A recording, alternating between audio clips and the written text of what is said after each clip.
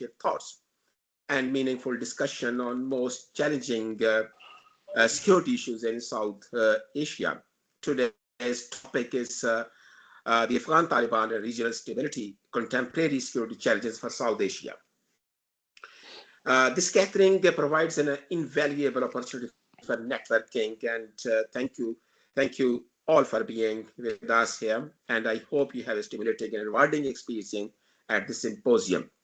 So today we have a very distinguished panel, and so without wasting time, I would like to request Professor Julian Richards, Dean of the Faculty of Humanities and Social Sciences and Director at the Center for Security and Intelligence Study, University of Buckingham, for opening remarks. Professor Julian, over to you, please. Okay, well, thank you very much, Mohammed. We're absolutely delighted to be hosting the next in our series of online symposia on strategic security issues around the South and Southeast Asia region. Previous experiences shown these to be extremely fascinating and rewarding discussions, and really a wonderful opportunity for all of us to hear perspectives from a very diverse set of places around the world, including those within the region, but also those outside. So this is actually the sort of thing that we at the University of Buckingham like to enable and facilitate. So I'm absolutely delighted, and I'd like to pass my thanks to everyone who's agreed to give up their valuable time today to speak to us, and look forward to the discussion later. Particular thanks to Dr. Rabia Akhtar at SSEASRC at the University of Lahore, who are our key strategic partner on this range of activities. But also thanks to all the other speakers who are going to address it today. Afghanistan, of course, is at this precise moment is not necessarily top of the news reels, because there are events in other parts of the world that seem to be absolutely dominating thoughts and discussions at the moment. And that, in a way, is one of the conundrums about Afghanistan and about how we approach it strategically, sat here thousands of miles away in the UK. As we know, after the Doha talks of 2020, which were really a fascinating and controversial case study in diplomacy and conflict resolution, in which a major power sat down with some of, and controversially not all of, the key stakeholders in the situation to strike a deal. One of whom, of course, was the force that had been branded terrorists, and which the US had been fighting enthusiastically for many years, which led to many questions about whether that was the right thing to do. But from the US's point of view, it did allow them to end one of their forever wars that they've talked a lot about, and will talk a lot more about when President Trump takes up power in. But of course, for Afghanistan, their consequences have been very significant, and a return to Taliban rule. There is stability, there's some degree of normality returning to Afghanistan. And in a moment, I'll give a snapshot of some of the range of reports that we see about Afghanistan in the newsreels and in the media. It's, as was the case in the 1990s, some of us, all of us, but some of us are too young to remember what happened in the 1990s. But one of the key things there from the external point of view was that the situation in Afghanistan disappeared from our consciousness, from our daily consciousness.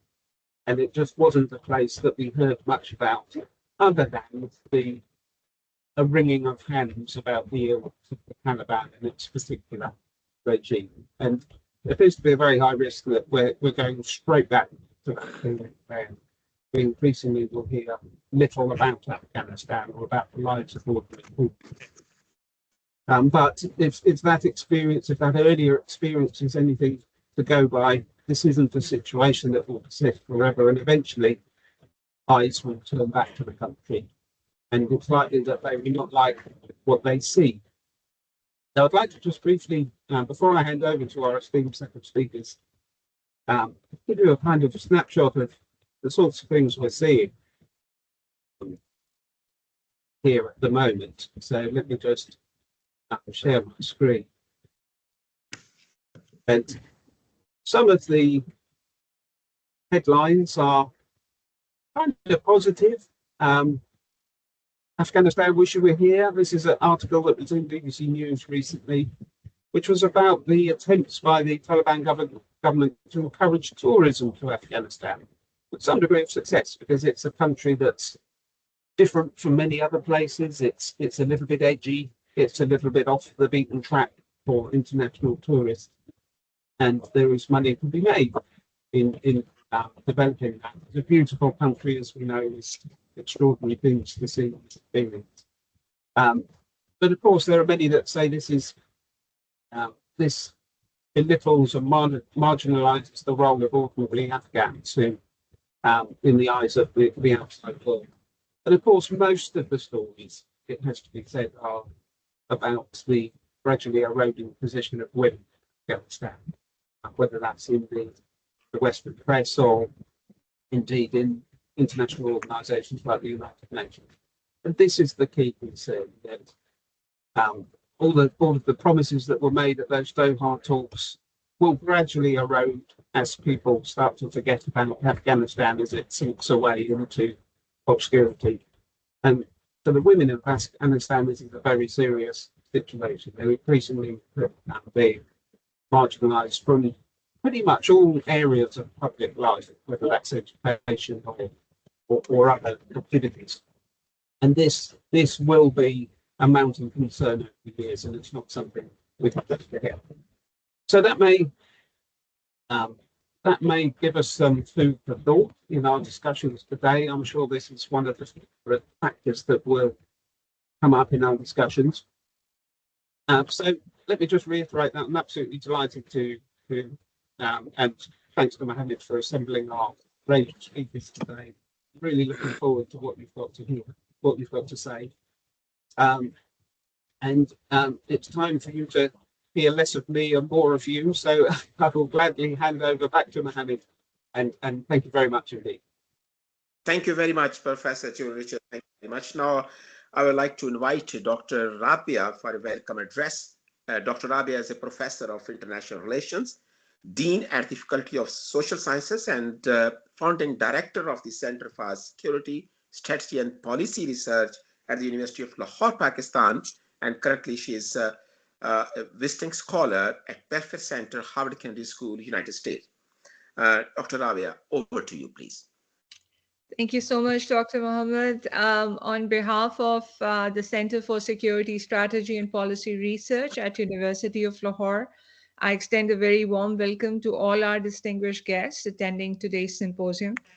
We are deeply grateful to the South and Southeast Asia Security Research Center at the Center for Security and Intelligence Studies, University of Buckingham, under the dynamic leadership of Professor Julian Richards, for their invaluable collaboration in bringing these timely and thought-provoking topics for our collective exploration.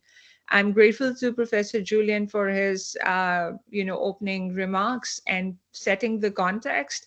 Afghanistan certainly, has been overtaken by events in the Middle East, particularly Syria.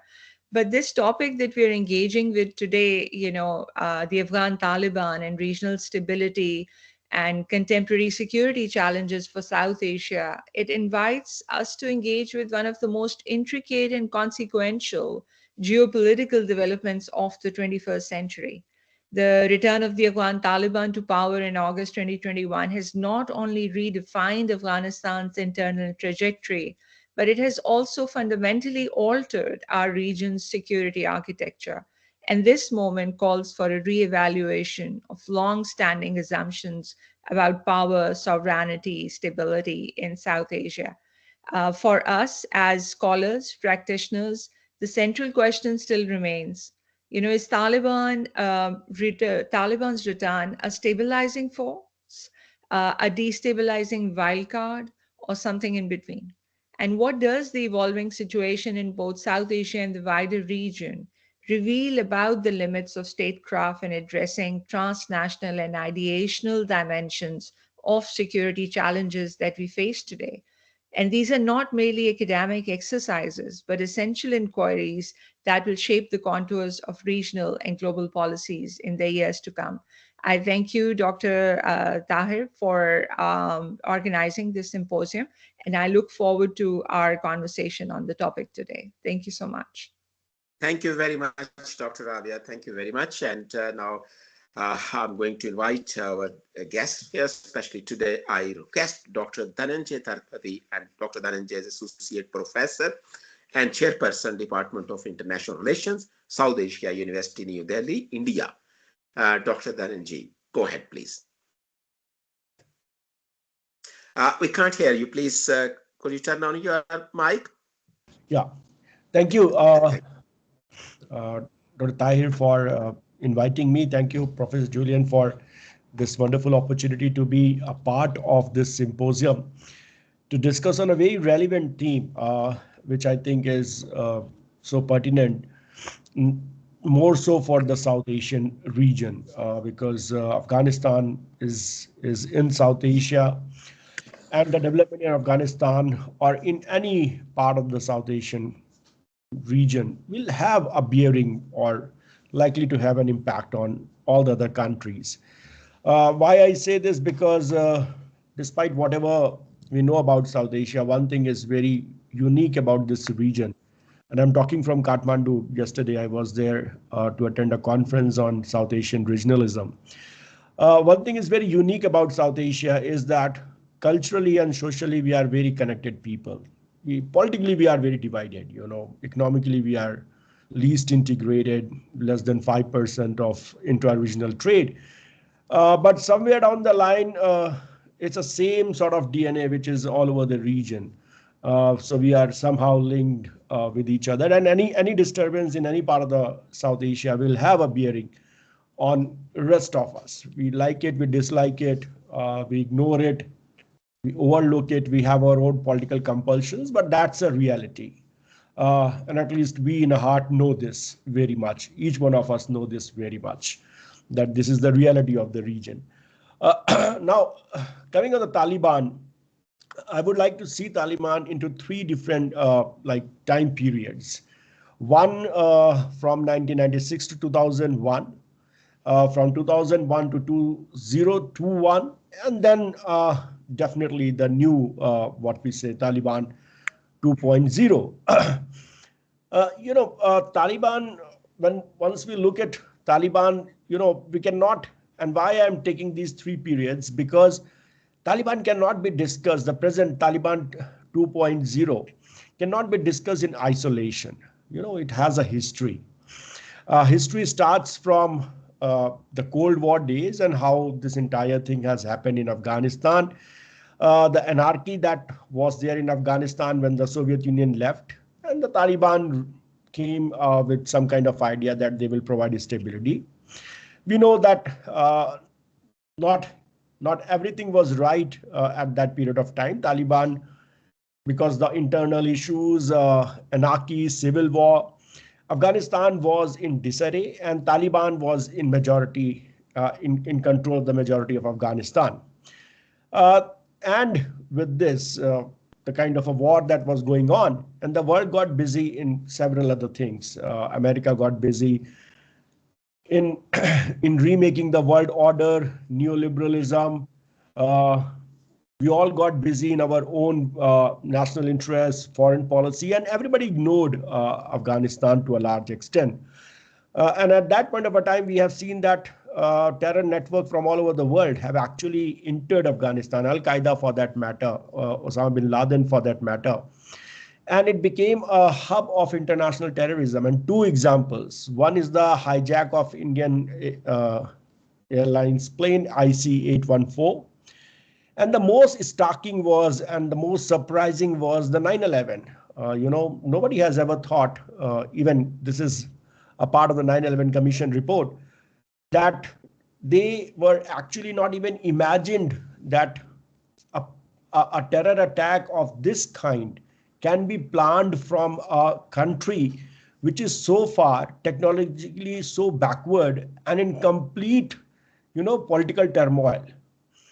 But within that country, there was something which was very organized, and that this kind of a terror plans that has taken place or been successfully executed, it means that there was a very well organized networks were in place who were capable of carrying out terrorist activities all over the world. And as I said, that two concrete examples, and there are many others, but I don't like to go into that because of paucity of time. So that was one, Taliban, and post 9/11, we know America started the war on terror. But this war on terror primarily was targeted against Taliban and Al Qaeda. They initially got success also. Taliban got setback, but somewhere down the line, people have missed the point that Taliban were, Al Qaeda is a different issue, but Taliban were the people who were from Afghanistan. So they resisted. They started gaining ground after initial setback, and and we have seen that with the kind of a resistance that they have given, despite a lot of international development aid that has been came to Afghanistan. Many two governments have been elected. Many things have been done on a social front, on a civil rights issues, but Taliban never have given it up. They fought back and they came, and Americans were quite exhausted by that time. We know that there was at least 3 American presidents in their election manifestos have mentioned that they are going to withdraw from Afghanistan. Of course, their ways and methods were very, very different. But from President Barack Obama to afterward Biden, and then Trump also in Trump when he was there, President, and Biden also, and finally been done by in the term of Joe Biden. Of course, one can question in terms of whether that exit was sudden, whether it was a very not a very well thought out plan, and the exit have created a kind of an anarchy like situation in Afghanistan. All that can be discussed. But one point that is very relevant here is that when the peace negotiation has started, there were two, it was thought that there were two phases. One was the US Taliban thing, but the second was intra-Afghan. Unfortunately, because of this sudden exit of the American, the intra-Afghan process have never taken place. And Taliban, which have never recognized the Afghan government because they thought they're the puppets of the America or the external forces, they just came in. There was no resistance to Taliban. They just came in and they were in Kabul without any kind of resistance, without any kind of pressure from international community to complete the intra-Afghan process. And we know what all happened. Now we are in a situation, we are in a very peculiar situation. Now let me come to the Taliban 2.0. And why I'm saying it's a peculiar situation, because earlier in 1996, few countries have recognized Taliban, many have not. Today, for me, because Taliban came with a deal, whether we like it or not, whether we accept it or not, everybody accept them as a ruler, de facto ruler of Afghanistan. Whether you recognize them, whether you give them formal recognition or not, they are the de facto rulers. And now what? A number of things is being said that this Taliban 2.0 is going to be very different from Taliban 1. At least on our social issues, we don't see any difference. You have rightly flagged, Professor Julian, you have rightly flagged some of the points, particularly on a woman's right. We are aware during Taliban 1 that how women's rights were absolutely violated. They have taken Afghanistan into a pre-modern era by kind of a punishment that they have described, etc., etc. There are Islamic countries all over the different parts of the world, but we have not seen this kind of implementation of what they believe is a kind of a Islamic law. We have not seen in many other countries. So Taliban understanding on women's issue is a very critical. And unfortunately, despite whatever we are saying, not much pressure is being created on Taliban because there are two factors. One, that there is no international recognition of Taliban. So somehow it's a very peculiar kind of a situation. I don't know how long it can really go on. That you brought a regime, you have the regime is there. We know that it came with a deal, but we are not. Any one of us are not recognizing it. So what is the diplomatic channels? What are the ways to really handle this kind of situation? What are the ways to really create some kind of pressure on Taliban? Nobody knows. Second, we are at a critical juncture, and Professor Rabi Akhtar have already pointed out. This is a very classic repetition of the history that after the end of, when the Soviet Union have left Afghanistan, the world got busy into different other projects. Right now, the world is again occupied in different other projects. It is Russia, Ukraine, it is West Asia, and people are now talking in terms of Trump 2.0, means what kind of he's talking very boldly in terms of new world order, what that world order would be, what kind of competition will be there, what will be the American focus. We still consider America as a sole, one of the big powers that has so much of involvement in international relations. Whether that involvement will remain of that kind or not, nobody knows. As of now, nobody can say that with surety, whether it's going to be a China focus, whether it's going to be many other issues, Russia focus, what is going to happen in the West Asia, because more and more newses of different kinds are coming from West Asia. It's becoming more and more unstable. So, at that point of a time, it's a classic, as I said, the classic repeat of the history that again, Taliban and Afghanistan are getting out of the international focus. That too at a point when Taliban have returned with the negotiation, not been accepted by anyone. No country, China has, I think, has done something, but still not a major recognition from international community. Now, how to handle, how to deal, and there are situations, there are ethnic issues, there are women issues, there are minority issues in Afghanistan that need to be discussed. So in that background, I would like to say that, and I'd like to conclude here that maybe for the rest of the world, Afghanistan, for a variety of reasons, may not be a focus. But for South Asia, it's unfortunate that we are not thinking enough about Afghanistan, which we need to be. There is a need to think much more, at least from the region, about the Afghanistan. Unfortunately, Afghanistan also, regional understanding on Afghanistan also get somewhere diluted in the India-Pakistan bilateralism and our own issues. If Afghanistan has to be discussed the regional level, India, Pakistan have to discuss first of their own issues, which is so complicated, and I'm talking purely from academic point of view, which is so complicated. We have made things so complicated between us that even when you know that there is a need for a discussion on Afghanistan at the regional level, we have our own, means our understanding. India watch Afghanistan from Pakistan lens, and Pakistan watch Afghanistan from India lens most of the time, and that is also a lot of a big problem in the region. So my understanding is that while we are discussing too much, and we should, I don't see any immediate solution to this Afghan issue. That's one. Second, I feel that if something has to be done, it is unwise to wait for the rest of the world to look at Afghanistan. There has to be some kind of a regional, initiatives.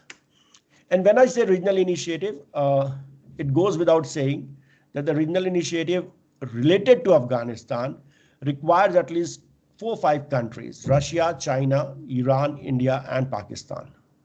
These are major, almost the neighbors. Russia doesn't share the border like such, but Central Asia. So I think, but Russia has its own issues. So right now, so it's a China, Iran also because of certain issues. So it's left with China, India, and Pakistan. And somewhere down the line, and that's my last point. I think that the world has to give us, to all of us, a clarity on Taliban.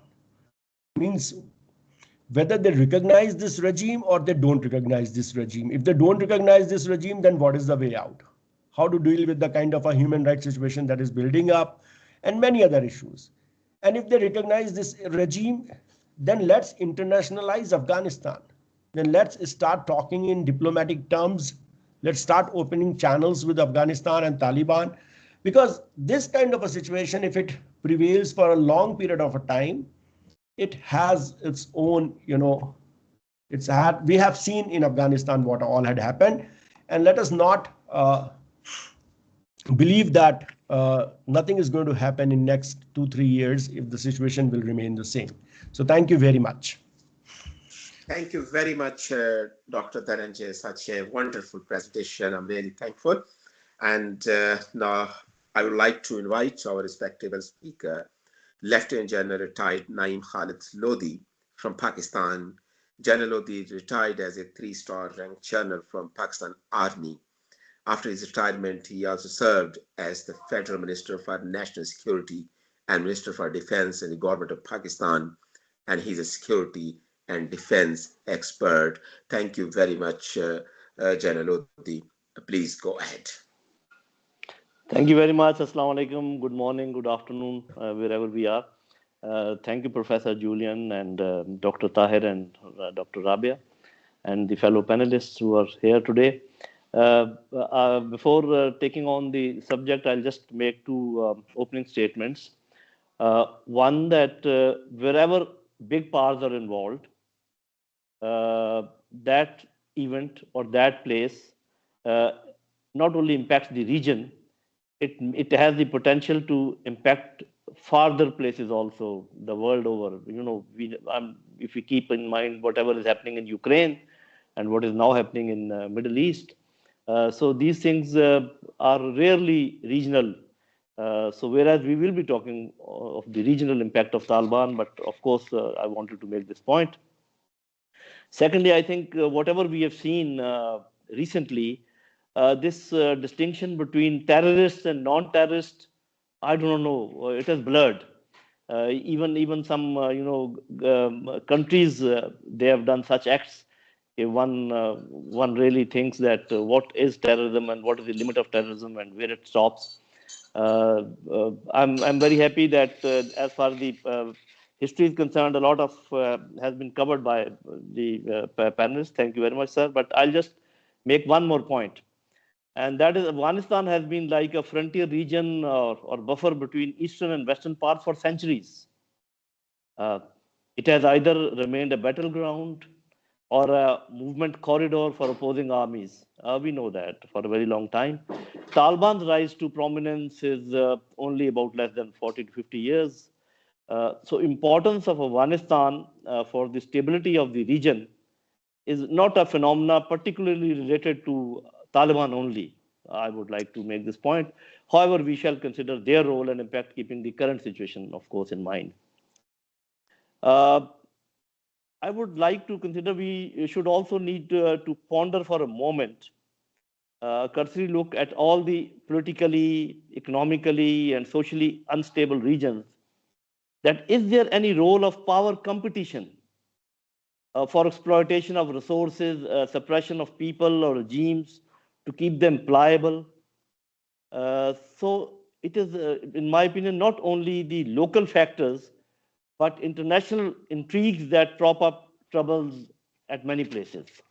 So once we talk of, Afghanistan, so it should not be kept so limited that it is Taliban and the region. Maybe there are other factors also.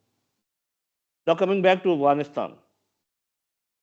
This troublemaking that we are trying to attribute to Taliban only, as I said earlier also, which is partially correct, there's no doubt in that, should also be compared with the prevailing environment of the times, when a great force or of nearly world alliance, I'm talking about the forces which were there just before the Taliban came, was here in Afghanistan, and so-called democratically propped up regimes of Hamid Karzai and Ashraf Ghani were in power. The attacks across the border, especially inside Pakistan, were still there. The level of narcotics and production was much higher.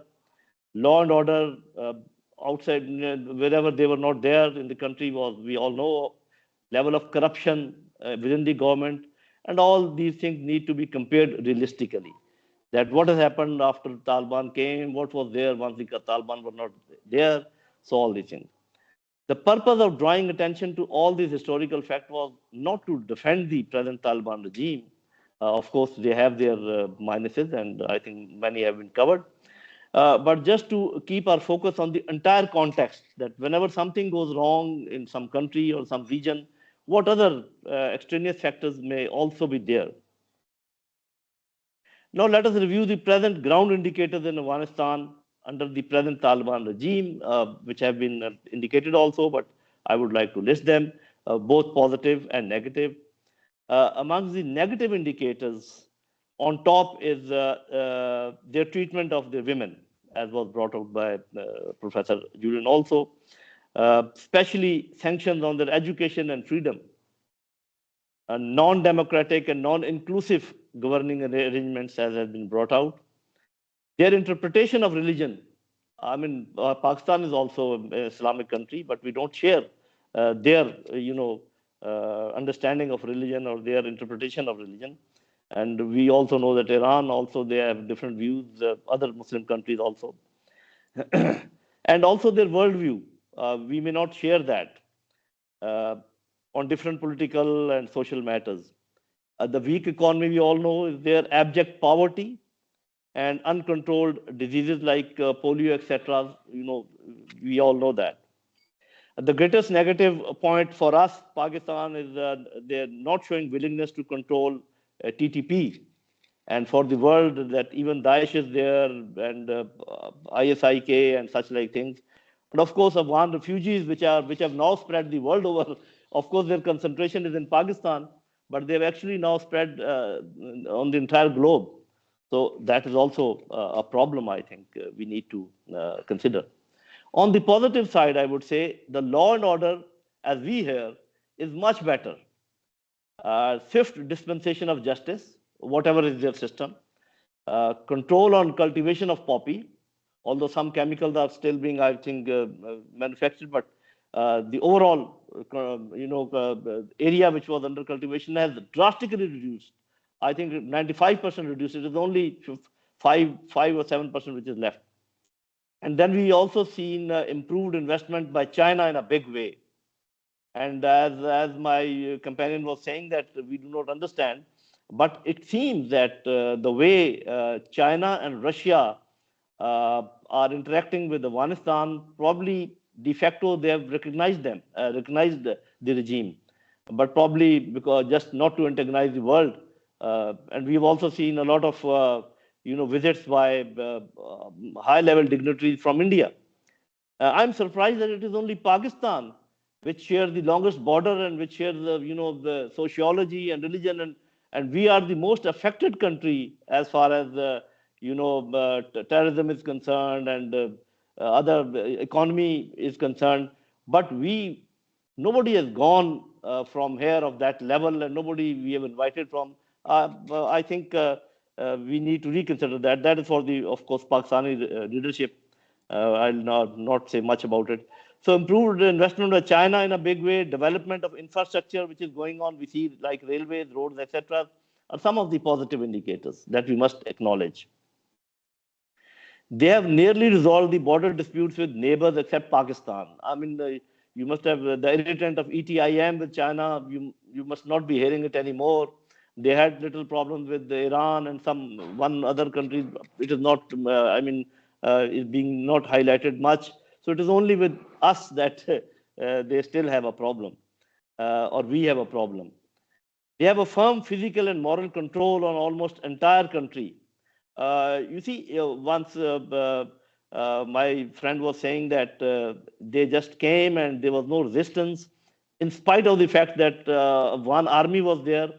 So it was not that they wanted to resist and they were not being able to resist. They never wanted to resist. Actually, my feeling is that they were fed up of the foreign forces and the corrupt regime which was propped up by the foreign forces. So if somebody says that the rule of Afghanistan is not inclusive, I think we'll have to find out that who are those factions which are not satisfied. Of course, they are not satisfied with their, as far as their worldview is concerned, their religion is, interpretation is concerned. But I think generally the public, especially the people in the rural areas, they have taken a sigh of relief that the foreign forces have left, and the corrupt regimes of the two regimes, they are also not there. So they have a control, except for a few pockets here and there, some remnants of some militant groups, and we know that.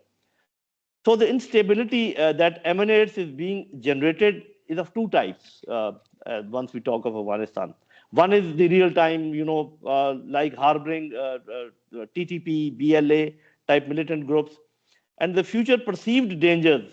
I mean, although they are not exporting any ideology, but we are all afraid that if they continue like this, and if they believe in this, they might, create problems for others also. So, in my opinion, the actual present problems are not of that dimension that the world should worry, but they are no more worried, once we will have a lot of illiterate people, illiterate women, with a different worldview, then what will happen. So actually, we should be concentrating on that. What can we do about it? In present isolation, in my opinion, the dangers that may emerge due to illiteracy, poverty, and worldview, etc. But one thing is quite certain, that if left in present isolation with no remedial measures, Afghanistan under Taliban rule will remain problematic. There's no doubt about it. So implications for South Asia and for others also, I would say, once we consider the remedial measures to remove or tame the existing and potential instability causing factors, we need to ask ourselves one fundamental question. And in my opinion, this is important. Would the US and Western powers wish to bring stability in the region? And please don't mind it. Would they like to bring stability in the region, especially South Asia? And what is their concept of that stability? If they say that we want stability, we would like to know that what is their concept of stable environment that would help China, Russia, and Central Asian countries to invest in Afghanistan and Pakistan, strengthen China-Pakistan economic corridor, help develop Gwadar as an alternate route to Indian Ocean for China, Russia, Central Asian countries. Would all this be acceptable? Because a stable environment in this region will bring all this, what I've just talked about. Or they wish to China remain contained beyond Himalayan range, ensuring Russia remains northwest of Afghanistan, Pakistan, India rapprochement so that India can focus on China, and Pakistan veered away from CPEC. Is this a more stable scenario? So all those who want stability in Afghanistan, they have their own definition of stability. I think that is my understanding. So ladies and gentlemen, my dear panelists, the entire discussion boils down to the basic competition of varied national interests and concept of stability emanating from that region. Let us, for a moment, assume that, even artificially though, that the main actors of the world really wish peace, tranquility, and economic progress in Afghanistan and South Asia.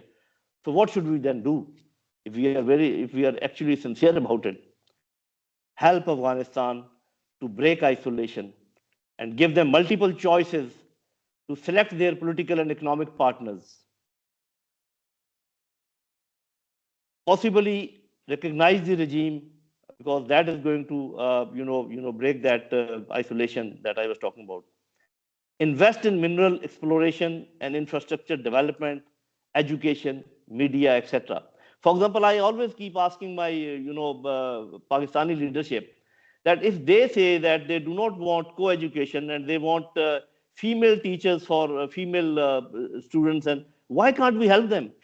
We have ample number of female teachers in Pakistan. We have even medical colleges where only females are studying. So we can, ask them to get them some seats over there. So instead of maligning them, that is their view, that is their country. Let them run it the way they do. Let us help them. That was my point. Instead of contesting China-Pakistan economic corridor and Gwadar's development, now I am talking to the western parts, Western allies should negotiate with Pakistan to develop its coastline elsewhere. We have a long coastline.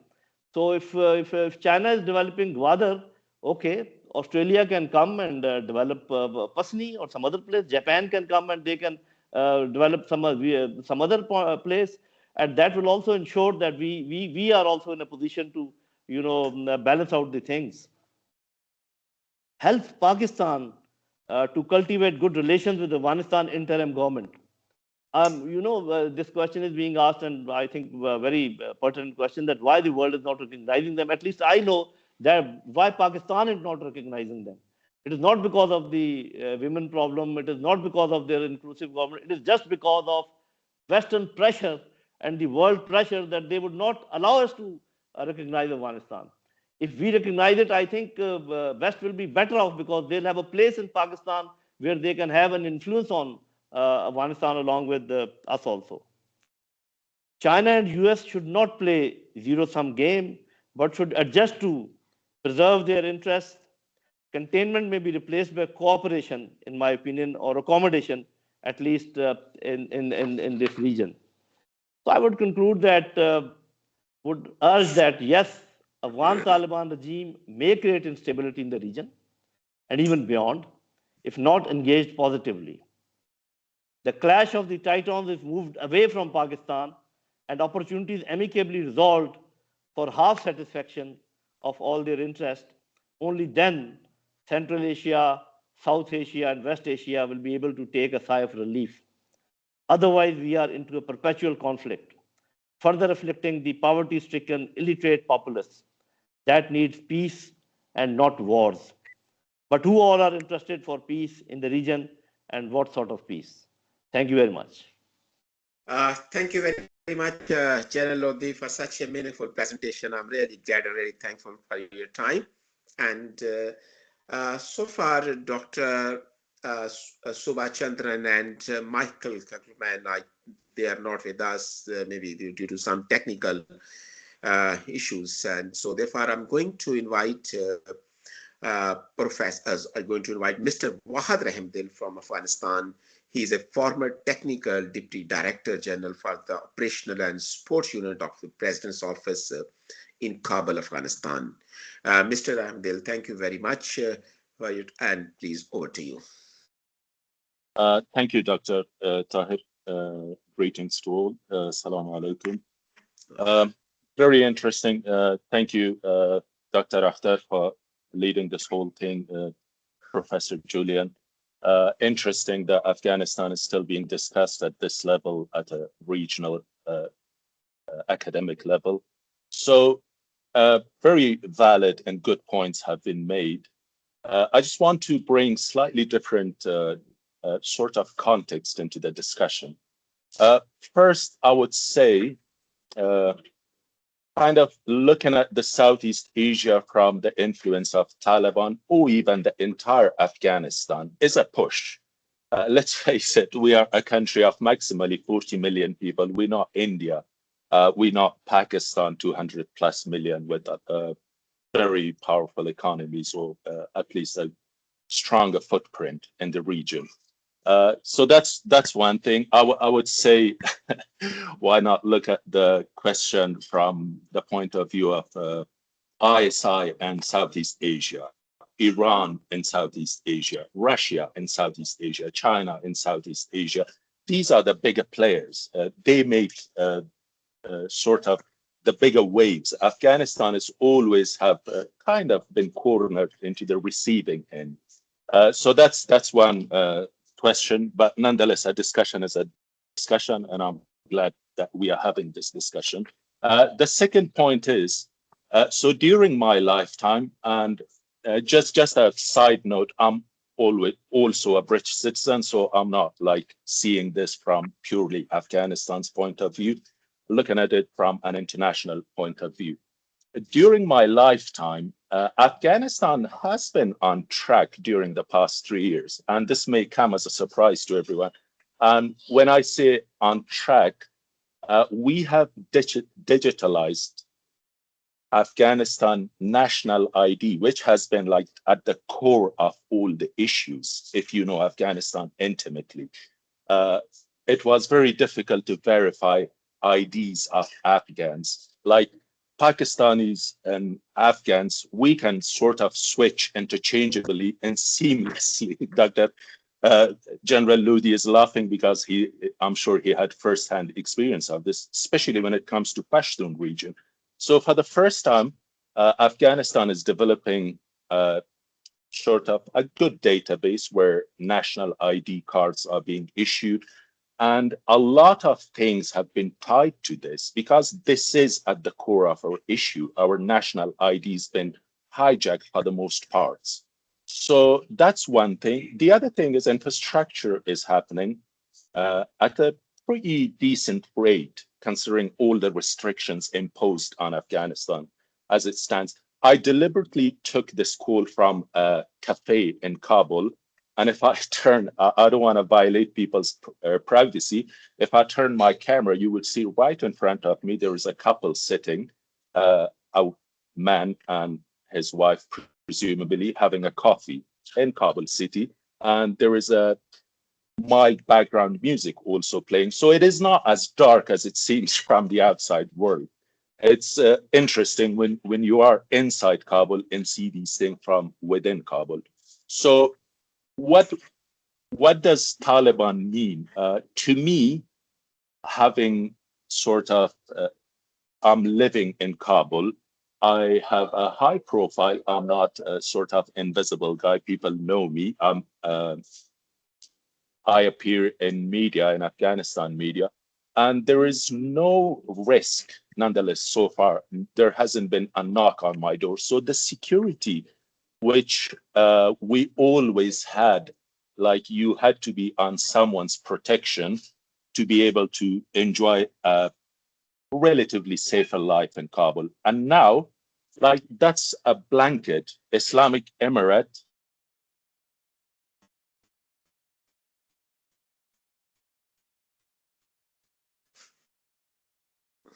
I think there is some internet issue maybe.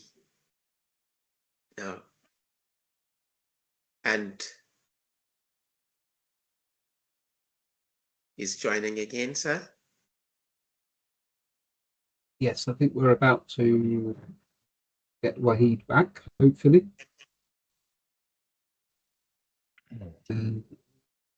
He's trying to get back in. Let's try and admit him.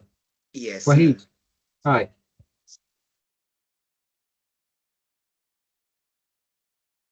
Right, you're on mute, I think, Wahid. okay, yeah. Despite all the things, our internet is still notoriously bad, but that's life. So, Yes, I was saying, like, for the first time in my life, Afghans feel safe under the blanket of the regime or government or de facto authority, whatever you want to call it. That's open for interpretation. So what does that mean? That means someone sitting here have traveled and have seen things from different perspectives around the world. Afghanistan is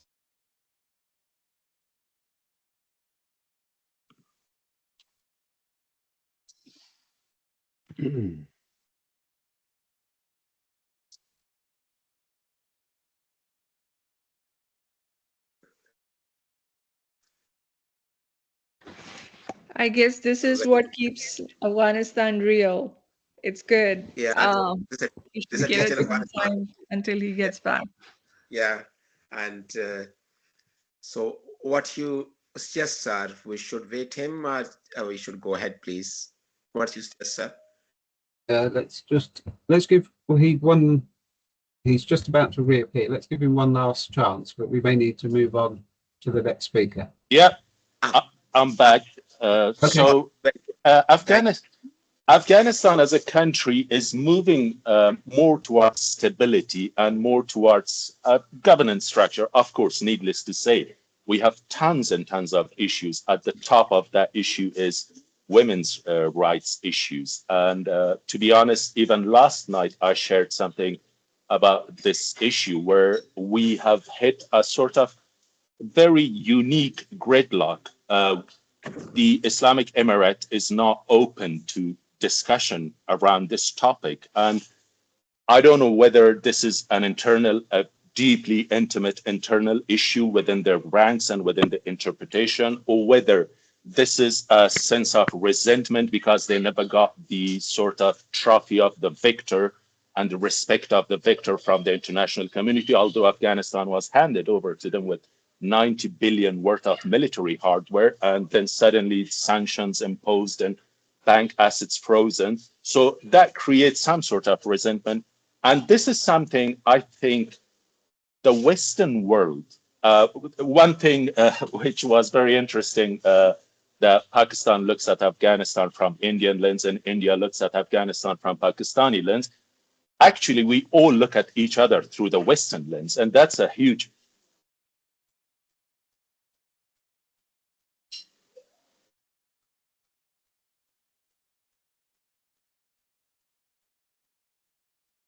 Okay.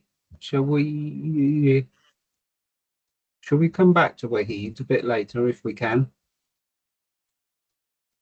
uh,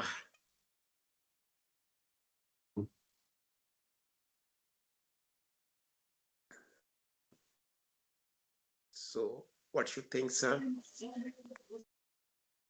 I don't Wahid, know. My internet is so unstable. If you want to move on, I wouldn't mind.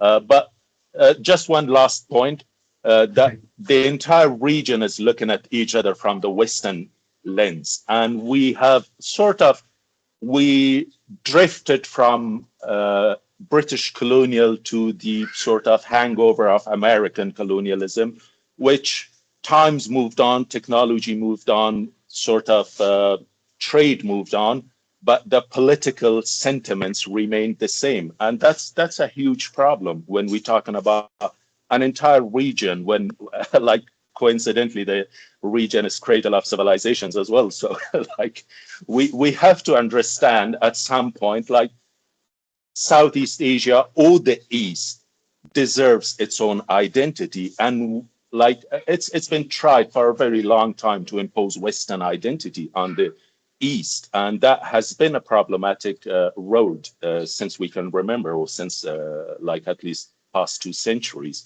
And at some point, the Western world has to come to terms that Taliban, despite they being presented as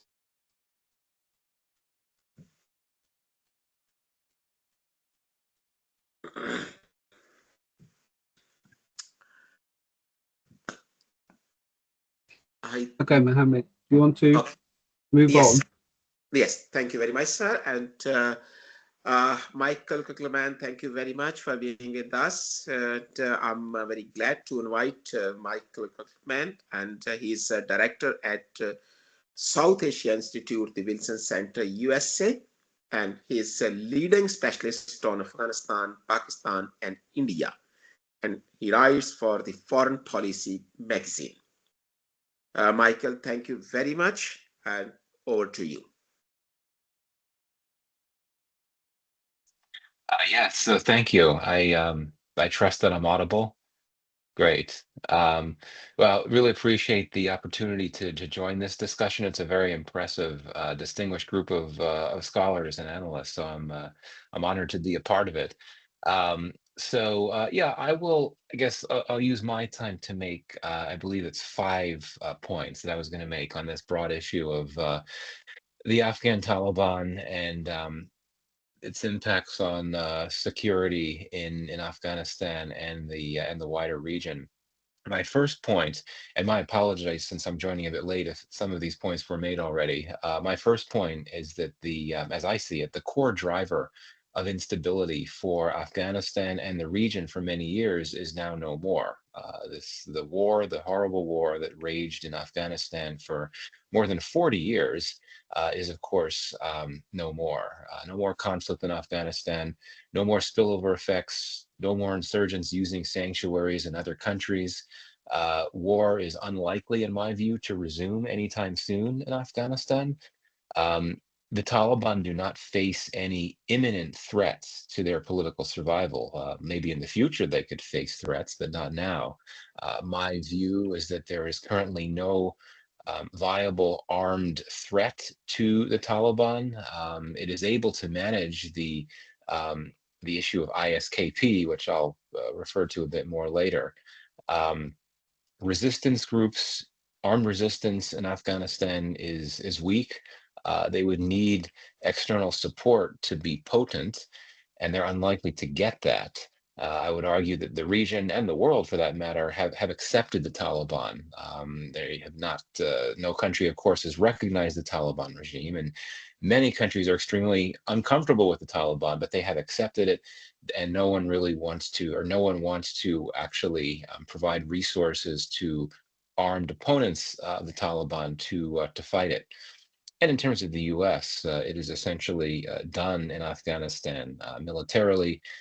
It's not there. The troops have been gone for more than 3 years, and I cannot imagine a circumstance under which they would return.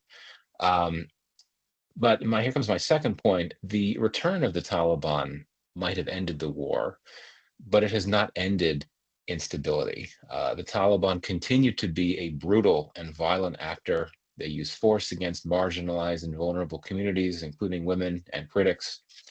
The Taliban return has also galvanized ISKP to pick up attacks against its rival, to make the Taliban look like it cannot maintain peace. And the Taliban have engaged in scorched earth operations, counterterrorism operations, I guess you can call them, which have likely caused civilian casualties. And finally, the Taliban return means more space and indeed sanctuaries for other violent actors, particularly the Pakistani Taliban, TTP. And that brings me to my third point. The TTP, the Tehrik-i-Taliban Pakistan, has become a top driver of regional stability, particularly in terms of Pakistan. And this is, I'm sure you all know the history. This is a group that had undertaken a horrific campaign of terrorist violence in Pakistan for a period largely between 2007 and 2014, had receded as a threat after significant levels of counterterrorism operations led by Pakistan, mainly in North Waziristan, beginning in 2014. But the group has resurged. And this has implications mainly for Pakistan, but I would argue for China as well. The main implication for Pakistan here is that TTP has a presence, and indeed it has bases in Afghanistan. The Taliban in Afghanistan is not willing to curb the TTP in ways that Pakistan would like. It has, in recent years, the Afghan Taliban has agreed to mediate talks between TTP and Pakistani leaders, but that has not worked. There are some indications that at one point the Afghan Taliban might have been willing to relocate some TTP fighters away from the border with Pakistan to other parts of Afghanistan, but this has not helped address the problem of TTP terror in Pakistan.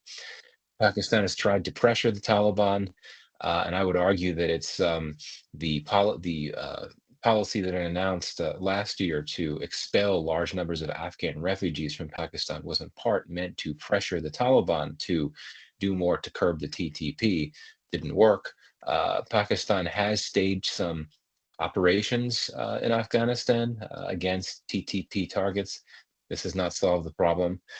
And so the combination of the TTP presence and indeed base in Afghanistan with the TTP presence in Pakistan, because it has a presence in Pakistan, in the regions near Afghanistan, particularly North Waziristan, this is a very bad combination, a destabilizing threat for Pakistan. We've seen upsurges in terrorist attacks in Pakistan over the last 3 years since the Taliban returned. Most of the attacks in Pakistan carried out from Afghanistan have been in the northern and western parts of Pakistan near Afghanistan. There have been some indications of TTP collaborating with other anti-state groups in Pakistan, like Baluch separatists. This TTP issue has implications for China as well. TTP mainly targets Pakistan, but it also sees China as an enemy because of China's close partnership with Pakistan, which includes, among other things, large-scale Chinese investment presence in Pakistan, mainly through the CPEC, the China-Pakistan Economic Corridor, part of the Belt and Road Initiative, but perhaps also because of China's policies toward the Uyghurs in China. This is, I think, also a concern of the TTP. Now, China has been looking to invest in Afghanistan. It's been looking to try to expand investments in Afghanistan since the war ended and since the Taliban returned. Its main concern there in Afghanistan is ISKP, which again, I'll get to in a moment, but China would worry about the TTP presence in Afghanistan. TTP has targeted Chinese targets, nationals in Pakistan previously. But I would argue that China might hold not the solution, but China might be in a position to help ease this issue. I would argue that China has leverage over the Taliban in Afghanistan that Pakistan no longer does. Since the war ended in Afghanistan, the Taliban have not needed Pakistani sanctuaries or other wartime support. China, however, has capital that it is keen to deploy and infrastructure that it wants to build. The Taliban know that. So Beijing might have the influence to push the Taliban or to try to push the Taliban to keep TTP fighters from staging attacks in Pakistan, where Pakistan as well as China are threatened. Now, a point on the ISKP, and again, I'm talking here, of course, about Islamic State Khorasan province, essentially the regional affiliate of the Islamic State terror group. I would argue that it is a genuine regional and global threat. It is a threat certainly in Afghanistan and also outside. In terms of inside, ISKP has been around for about a decade now, despite not having any logical militant allies in Afghanistan. It's been resilient, and I would argue that it has been strengthened by the departure of NATO forces more than 3 years ago. It no longer faces NATO airstrikes. The Taliban do not operate air power nearly as well. ISKP can also attract recruits from those angry about the current situation, the desperate situation that many in Afghanistan face, particularly in terms of severe economic distress. And it's also galvanized by the Taliban being back in power. It gives it inspiration to ramp up attacks. Now, ISKP attacks in Afghanistan over the last few years have gone up, they've gone down, but they're still there. They're present, and I would argue that they're very dangerous. China has proceeded very carefully. As I said before, it has wanted to invest more in Afghanistan since the end of the war and the NATO withdrawal, but it has taken it very slow. It's been very cautious due to the ISKP threat. And I think it's notable that it announced a new energy exploration deal with the Taliban last year, I believe, only after the Taliban completed an operation that took out ISKP terrorists that had attacked a hostel with Chinese workers sometime before. Now, I would argue that ISKP, from its base in Afghanistan, has been able to develop into more of a threat far beyond Afghanistan. Now, there have been several ISKP attacks in Pakistan and in Central Asian states over the last few years, but I think the biggest concern is that it's a growing threat beyond the region, as we saw with attacks in Russia and Iran earlier this year. There have also been several plots that have been foiled in the West, including the United States in recent years. There have been a few foiled in Turkey, as I recall, as well. ISKP has long been one of the most potent Islamic State affiliates. It's now developed the capacity to project a threat far beyond Afghanistan, as I said. And I think this is something that the U.S. Certainly sees as a challenge. It's, the U.S. has long said it would retain the capacity to monitor and manage terrorist threats in Afghanistan from outside Afghanistan.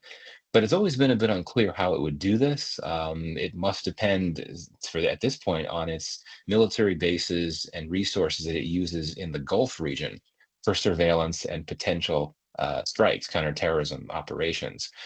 There was one very high-profile incident that happened several years ago when Ayman al-Zawahiri, the head of Al-Qaeda, what was left of Al-Qaeda, he was taken out by the U.S. And there's a lot of details that remain unclear as to who the U.S. might have been working with to help manage that operation. But it's difficult. It's been difficult for the U.S. to envisage this, what's described as an over-the-horizon capacity to monitor and manage these terrorist threats emanating from Afghanistan while being outside the country. U.S. officials, including Tom West, who until relatively recently was the top Afghanistan official at the State Department, have publicly acknowledged that the Taliban have done a pretty good job of managing this ISKP threat in the country. I suspect that incoming President Donald Trump would take the same position. I don't think he would hold back from praising Taliban efforts to keep the ISKP threat in Afghanistan manageable. But I think the biggest concern for the Trump administration will be the growing ISKP threat outside the country, not inside it, because of the greater threat that can pose to U.S. interests and indeed Americans themselves. The final point that I'll make is that non-traditional regional security threats are emerging in this Afghanistan context. Economic stress, for example. The economy in Afghanistan has not completely collapsed as some had feared would happen. And I think that's in part because the Taliban have perhaps exceeded the expectations of some outside analysts in terms of how they've been able to manage Afghanistan's extremely fragile economy, despite the fact that Afghanistan has been so heavily reliant on international aid for so long, and international assistance has come down significantly since the Taliban returned because of the sanctions regime on Taliban on the Taliban leadership in the U.S. Mainly.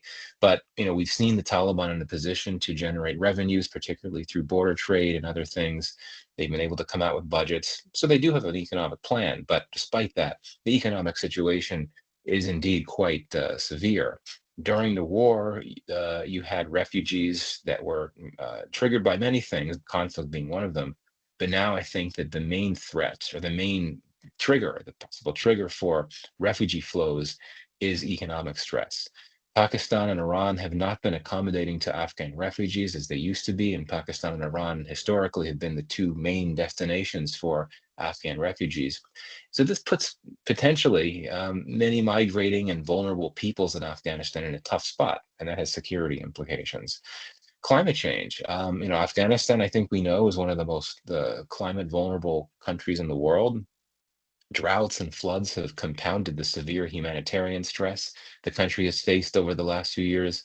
Climate-induced displacement can be a security and stability threat if you have large numbers of people rendered homeless so quickly. It will also put more pressure on neighboring states to provide assistance.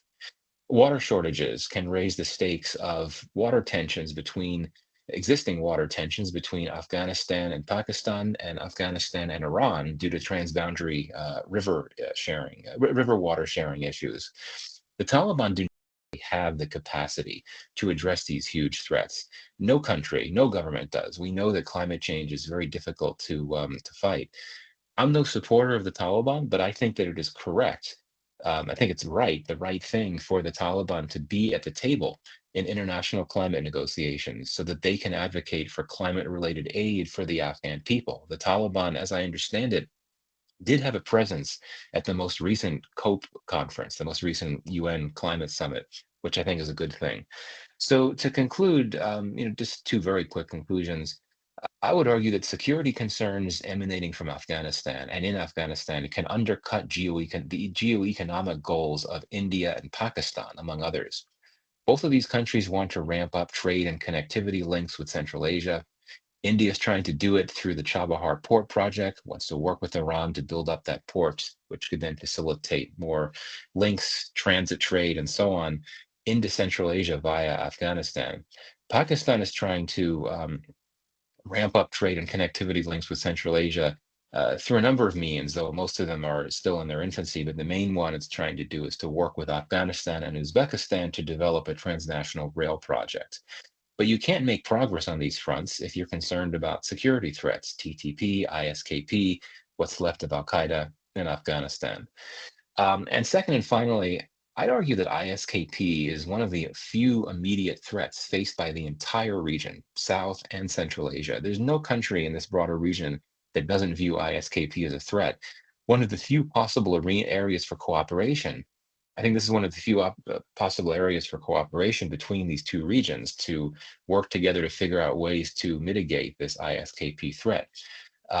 It might be useful to leverage the regional organizations that have members from both South and Central Asia, like the SCO, the Shanghai Cooperation Organization, and the Heart of Asia Istanbul process to revive efforts to work together in ways that can address that ISKP threat. So with that, I will cede the floor. Thank you very much for the opportunity. Thank you very much, Michael, for an amazing analysis of current situation in South Asia. Thank you very much for your time. Thank you. And now I would like to invite Dr. Khalid Chauhan.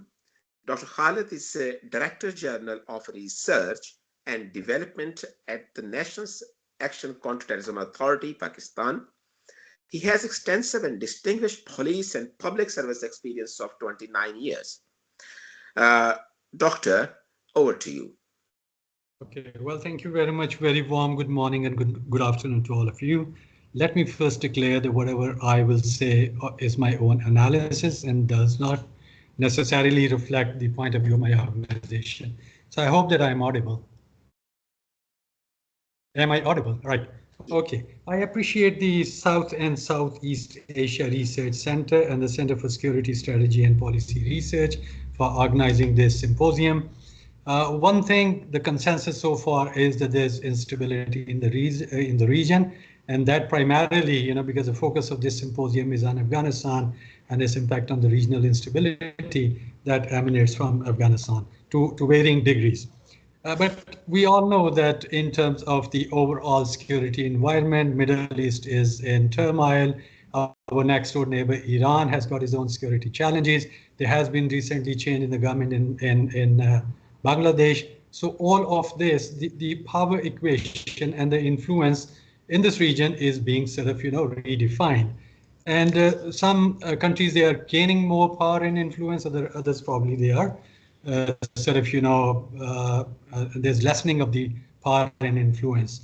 But obviously I'll not focus on this larger debate, and my discussion will be more around the argument that the situation in Afghanistan has an implication for security of Pakistan.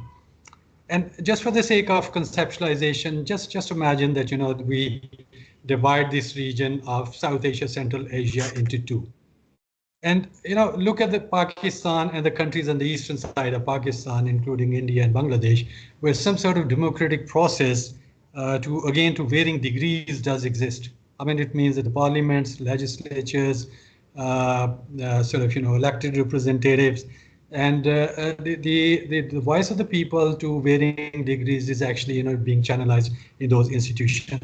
And on the Western side are authoritarian setups. So I argue that, whatever the sort of, causes are, the larger effect is that there is a sort of clash of ideology and the battle of ideas, and it's not going to go anywhere soon. And this does has, implications for Pakistan, and Pakistan is grappling with this reality in terms of the rise in extremism and radicalization. Let me also mention very briefly that the original intervention, say 20 years ago, when the US invaded Afghanistan, was to democratize Afghanistan. And it was the ultimate nation building mission, in the words of George W. Bush. And the idea was that US Afghan mission is about the liberation from a primitive dictatorship. And it was also emphasized that the moral obligation is to leave behind something better.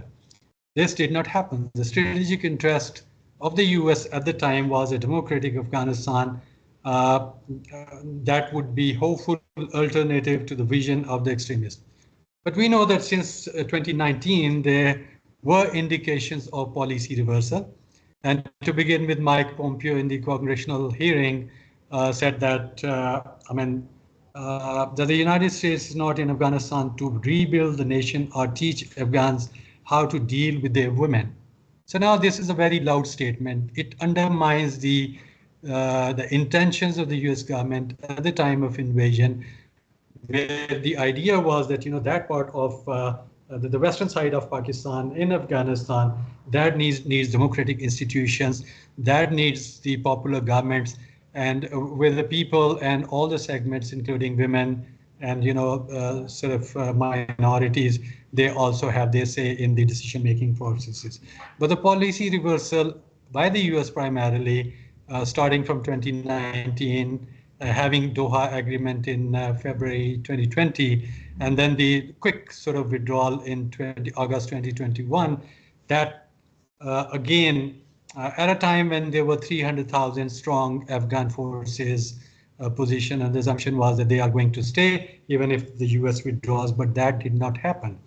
So I would say that that was a failure of the democratization mission, which had consequences far beyond the borders of Afghanistan as well as inside Afghanistan. These two necessarily are not sort of disconnected. So the ideology which is being perpetuated in the last 3 years in Afghanistan, the marginalization of women, the kind of banning women from taking up the jobs and the training in midwifery, in nursing, that reflects the mindset and the attitude which they want to promote and project. Unfortunately, Pakistan now, again, there won't be any argument that, because it would be a failure of sort of policy on the part of Pakistan as well, because there was assumption that everything will be hunky-dory once the US leaves Afghanistan and Taliban are firmly in control, that the TTP would start, behaving immediately. That did not happen. So as a result, UNESCO estimates that 1.4 million girls in Afghanistan, they are now denied access to the secondary education. More recently, there has been a decree banning women from nursing and midwifery. Externally, Pakistan is even more so affected by all of these developments. And the relationship between Afghanistan and Pakistan has strained in the last 3 years. And that is the direct result of the support of the TTP by Afghan Taliban. We know, there are a few things which are happening, but the overall argument is that the ideology is in practice, and the TTP is a sort of proxy which is being used by the Afghanistan for a number of different reasons. But what are the effects? One major effect in Pakistan is the rise of incidents of terrorism.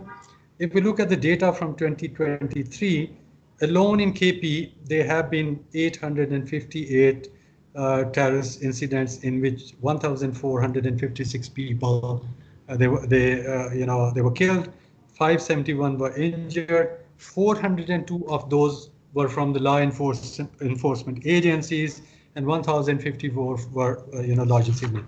The same trend continued in 2024, and in the first half, 271 persons they were killed in KPK, and the vast majority of these, 191 of those, were from the law enforcement agencies. And the trajectory suggests that there's more focus on killing of law enforcement agencies, be it military personnel, other police forces, and just to have an impact that the system is failing or has failed, and the Taliban, the TTP, they are in they enjoy the power on the streets. But that is obviously debatable. Their attacks, they have become more sophisticated. They are using the weapons which have been left by the US and NATO forces, and the strength of Taliban, which is around 6,500 to 7,000. They have got sanctuaries in Afghanistan, in the region which borders Pakistan. And there's all evidence, not only by Pakistan, where Munir Akram, the permanent representative of Pakistan in the UN, raised this issue in the UN Security Council, but the UN monitoring team report itself pointed out that the TTP is the largest terrorist group operating from Afghanistan, and they've got the linkages with Al-Qaeda and many other organizations. So, I mean, it would be very easy to segregate and think that the TTP is different from TTA or the Taliban. But I would say, and I would argue, that they are the ideological twins. There are a number of reasons that why is it that the Afghan Taliban, they are supporting TTP, Tariq-e-Taliban Pakistan. There are historic reasons. For the last 2 decades, TTP has been working hands in glove with TTA, helping them achieve their own objectives. Afghan Taliban, soon after takeover, they released the TTP prisoners. TTP, had the oath of allegiance on the Afghan Taliban, and then they were, even when the talk of US exit was making rounds, there were mergers of many small groups into the TTP, so they were gaining strength. Unfortunately, the concept of strategic depth now is being enjoyed by Tariq-e-Taliban Pakistan, which means that the US and allied NATO forces, they are no more in Afghanistan, that Pakistan doesn't have the coalition support fund, that the 3 of the 4 TTP leaders, they were actually killed in the drone strikes, which was aided by the US. And the 4th one is Masood. They enjoy impunity in Afghanistan, and which has a devastating effect on Pakistan. Perhaps it is also known that if TTA engages in some action against the TTP, the chances are that inadvertently they may push TTP towards ISKP. But that is not known, obviously that is debatable. All of this has resulted in the biggest security challenge for Pakistan. There's method in madness. The TTP, working on behalf of Afghan Taliban, they have formed their own shadow government with all, you name a ministry and they'll have that ministry, the Ministry of Defense and Information, Broadcasting. They're all the replica of a state. What does that suggest? It points that they are using the same mechanism and the same model which was used in Afghanistan against, the US and the interim government of Afghanistan. So the same mechanism is now being applied onto Pakistan. They have their own organizational structures, which is composed of, Dalgai, Balaya, and they have divided into North and South zones. 6 of the districts from the KPK are in the North zone, and 1 district of Punjab is also in the North zone. Out of the 13 districts, Karachi, which is a commercial hub of Pakistan, that has also been included in the area of operation. Punjab, which is South and North Punjab, these 2, and the GB, which connects to China, that is, so altogether they've got 13 different districts where they have focused, which suggests that 54% of their focus is on KPK. And it has its impact in terms of the law and order situation, the attacks on the police stations. The policing is by consent of the community, and it is not framed to counter the insurgency and the terrorist incidents. So, but in this case, KPK is witnessing terrorist incidents. It's not insurgency. Why? Because the TTP does not enjoy the support of the people. Still, they tend to march toward Islamabad. The people in KPK, they enjoy the democratic inclusion. They've got their own jirga systems in place. So, but the idea is to disassociate the masses from the government, to sow the seeds of suspicion against the government, to challenge the democratic norms and the political system in whatever form Pakistan has, so as to suggest that the Pakistani military is actually working on the behest of the West, that the state system is aligned to the West. So therefore, that needs replacement, and the Sharia needs to be the model for. And they're also working on the exploiting the fault line which any country may have, and Pakistan has also its share of those fault lines.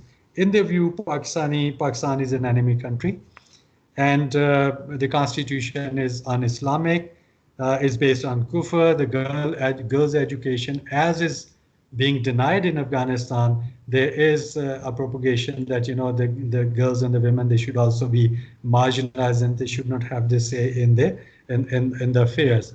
And the parallel government suggests that they are bent upon achieving their objectives through different force. Let me also share that, it's not that simple. For those of us who might only think that this is a problem which is only related to Pakistan, or Pakistan has to tackle this in future, they may err in reading the future. That, as I said, that is a sort of battle of ideologies, and the inroads which they try to make into KPK and into Pakistan, that is actually meant to not only to stabilize the government, but to sort of have their own inroads in terms of the ideological vision which they profess. And no country in the South Asia will be immune if that takes ground. As I said, that there's method in the madness. They got the communication strategy they are using. In Pakistan, women and youth are two most important variables or segments of the society. 64% of the population is less than 24 years of age. And women, again, are half of the population. So by design, the strategies which are being used by the TTP, and as I said, they're working with impunity, and the government of Afghanistan is not taking any actions. They try to relocate, but then the evidence, the events in Chatral, the attack, and even in 2014, the APS attack, and more so in recent years and months, suggest that they are directly implicated in launching attacks. Let me also say that in 2017, the TTP leader, he published a book which is called Inqilab-e-Mahsood. It's a 600 plus pages, 660, 70 pages, and all of their strategy now, the strategy of the TTP, including the allegiance to Afghan Taliban, their acceptance of the murder of Benazir Bhutto, and their, the actions against the military, all of this comes from that book, which is a sort of manifesto for the TTP. And if someone reads that book, they would know that the ideology argument that I was presenting holds ground. They are publishing their newspaper, which is called Manzal. Umar Media, also have those radio programs. They glorify their sort of people who have been killed, and they're focusing on the recruitment of youth as well as women. In one of the posters which are published, a woman is on a horseback, and the message which they are sort of communicating to the people of Pakistan, and they're playing on many different aspirations and concerns of the people of Pakistan, that the system is not working, so therefore the alternative is their version of Islam, in which sort of, and if you look at the trends, in a year, more than 350 press statements, they were released by the TTP. And those statements, those press releases, they focused on elections, they focused on even the riots, economic issues, whatever issue there may be in Pakistan in the public domain, they would comment on those issues just to create dissatisfaction and suspicion in the minds of the people of Pakistan. So I argue that they publish their own Urdu magazines, which is Binte Khatejatul Kubra, They've sort of, emphasized on the domestic duties of women, importance of serving and supporting men. They also are publishing English language magazine, Sunnat-e-Khola, targeting urban and educated women. So all of it is systematic, as if they are hired people who know the field. They can speak good Urdu and use a language. Initially, they used to publish only Pashto, but now they're focusing not only KPK, but also in Balochistan and rest of Pakistan, the youth, as I said, and the women. Unless and until the Afghan Taliban, they realize that it's not going to serve their interest, I guess the region is in deep trouble, and it will have implications far beyond. At times, we tend to err by only categorizing that this is ISKP and this is TTP and this is TTA.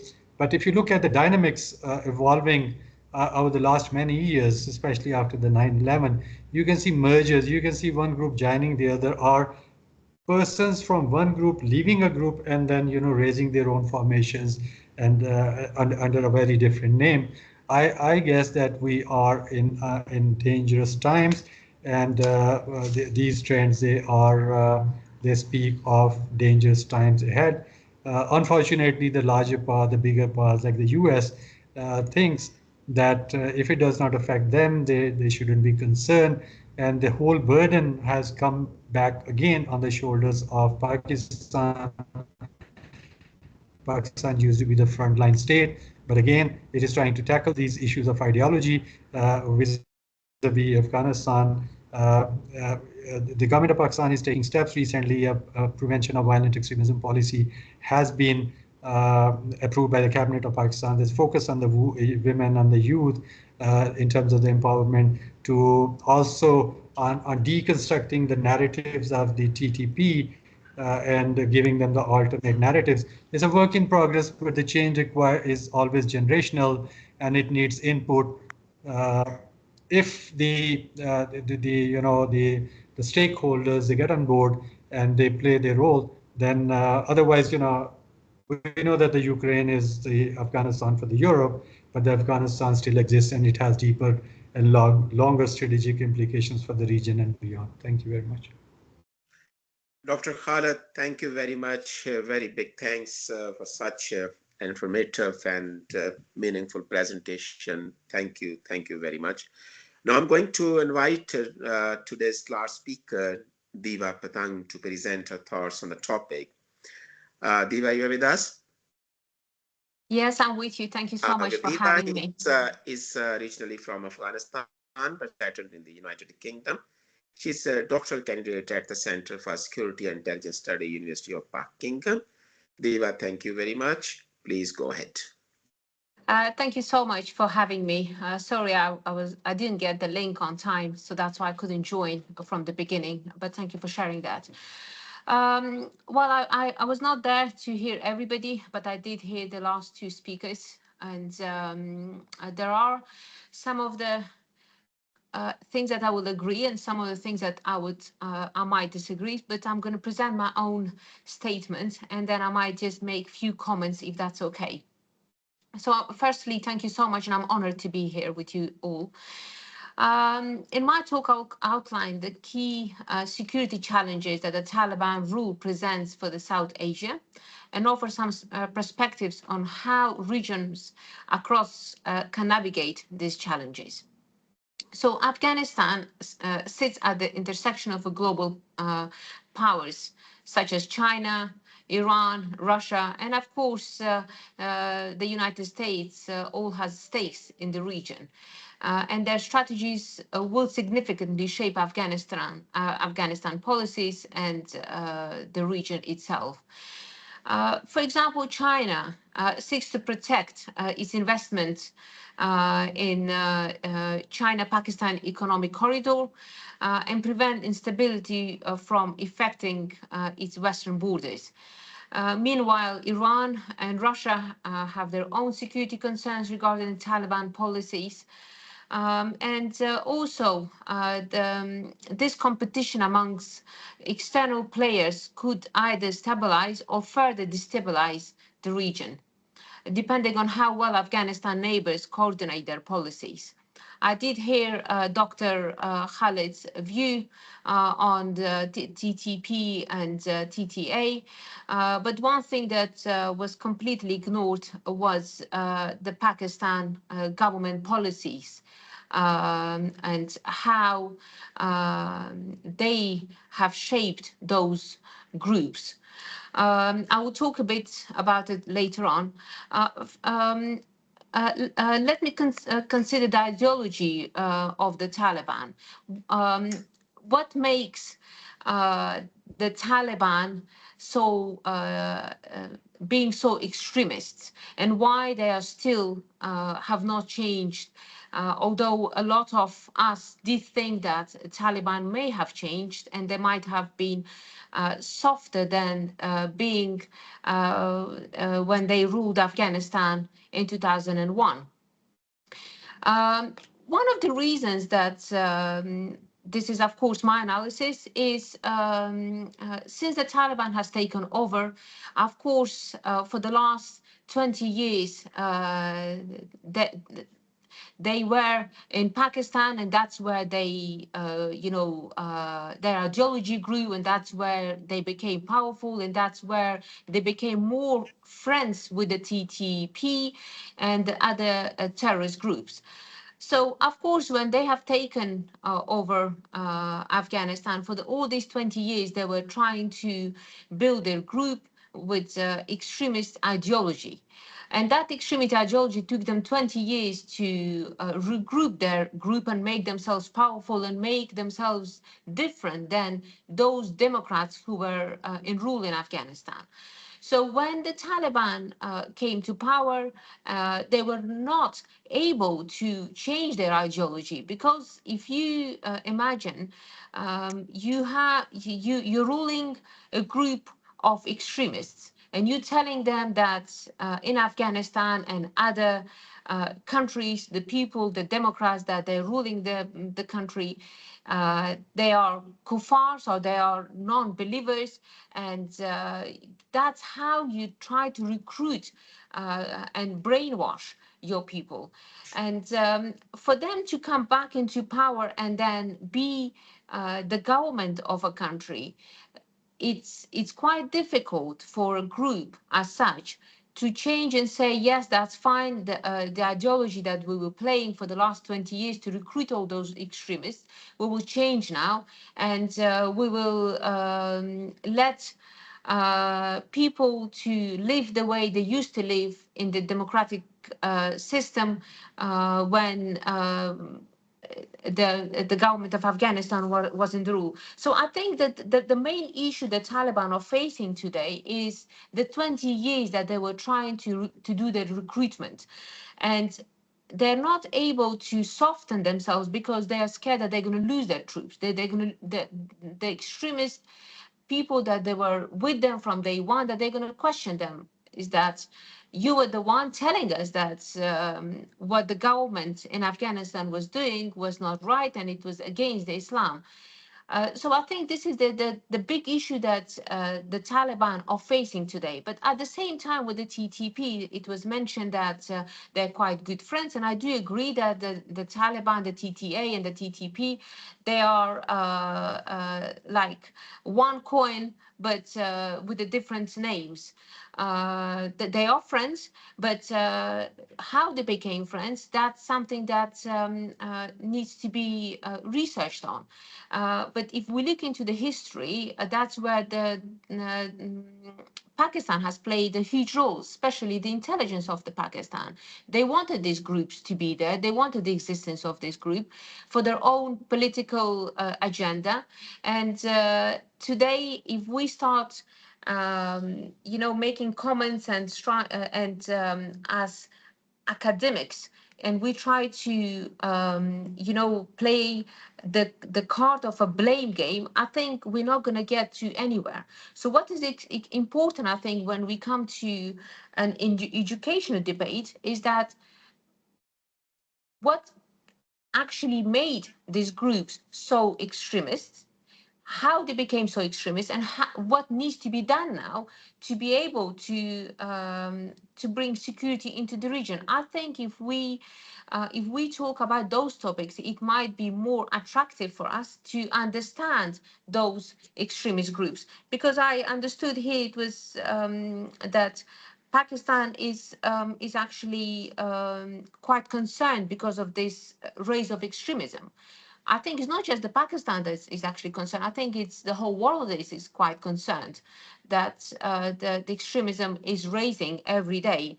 And it's not going to just affect Afghanistan or the region, the South Asia region. I think it's affecting the whole world. How, for example, nowadays, the Afghan women are getting treated, or the ban of education, at the same time, it was mentioned about the medical institution that a ban has been imposed. I think there's a lot of aspects that is actually causing huge concerns to the region, but not just particularly one country. I think in this situation, what the region can do is to play a better than it used to be, especially Pakistan. They used to, give homes to these TTP and TTA, but now they say they're all in Afghanistan. It's also a question, where were they before? How did they get so strong? And what can we do now to prevent any further attacks? And I think since the Taliban has been in power, and from day one, Pakistan was the country who was advocating on behalf of the Taliban, because they didn't have no platform, and still doesn't have platform. But since the Taliban has changed a bit, and that's where the Pakistan policy has also changed. So my conclusion, since I've not heard all the speakers, my conclusion will be that the Taliban's return to power in Afghanistan has created a volatile environment in South Asia by bringing the extremism, the humanitarian crisis, the geopolitical competition in the region. And this is not just a challenge, I think. It is also an opportunity for the South Asia to re-emerge its approach to the security and the cooperation in the region. And also through enhanced regional dialogues, I think things can change, especially the Shanghai dialogues that is usually taking place. I think they can play a huge role in this. Also, the South Asia nation can work toward a stable and a prosperous future, not only for Afghanistan, but for the entire region, I believe. And that will be all from me actually today. And if there's any questions, I'm here to answer them. Thank you. Thank you very much, Diva. Thank you. Now we are going to start a question and answer session. And now I'm going to open the session for question and answer. Anyone who is with us and want to ask question, please set their hands. Yes, Ali, go ahead, please. Ali, can you hear us? Am I audible? Yes. Yeah, thank you so much. I think it was a fantastic session. I got to hear some of my own known people and great colleagues as well. I have a couple of comments to make. One, it is a bit inaccurate to say that the Taliban haven't changed over the years. Since 1994, the Taliban have undergone at least 3 phases of change, and those have been ideally mentioned in a latest work by Dr. Hassan Abbas entitled The Return of the Taliban, Afghanistan After the Americans Left. And those changes were instrumental in ensuring that the Doha Accords took place. So this is a reality that we need to understand. Change has taken place, and the world has to see the Taliban for what they are. Second, Pakistan neither had the prowess in the 90s, nor was Pakistan always having that influence over the Taliban, which the world has made everybody believe. Even in the late 90s, there were frictions over a lot of issues, including the Bamiyan, the Buddha sites in the Bamiyan area. S- my Now with that I have a question. So change has, as I said, taken place. Um, and with that change, one also observes a lot of factionism within the Taliban. Like there is the Halmandi and the Kandahari old group, and there is the new wave of leaders who actually was instrumental in the Doha Accords. Uh, and anybody could answer this question: how would the factionalism within the Taliban, like between the old guards and the new guards, affect their engagements with regional and global actors? Thank you. General Lodi, would you like to answer this question?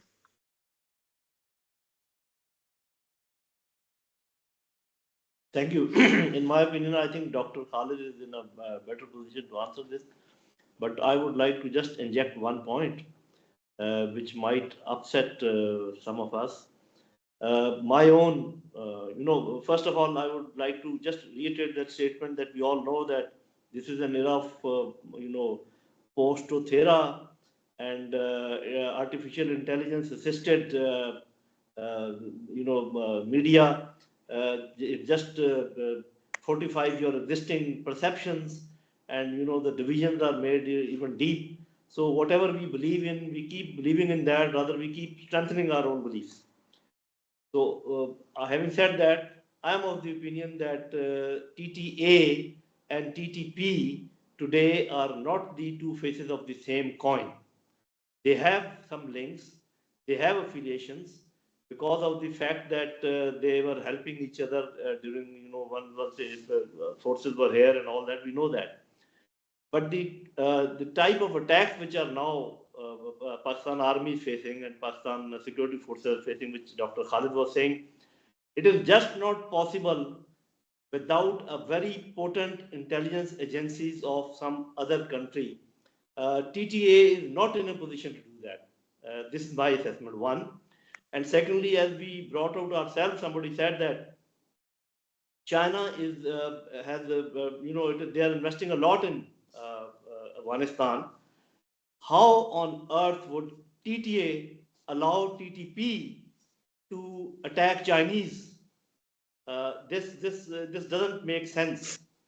So I think we have to find out some other causes also that why TTP is so active nowadays. And I would say that two factors needs to be considered by the Pakistan government.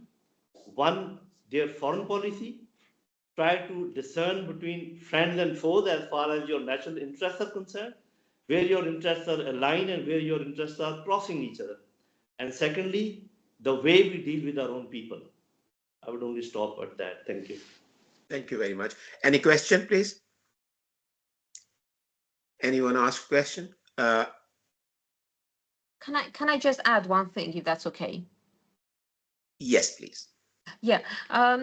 It was mentioned about a country that must be assisting TTA and TTP to be able to carry an attack.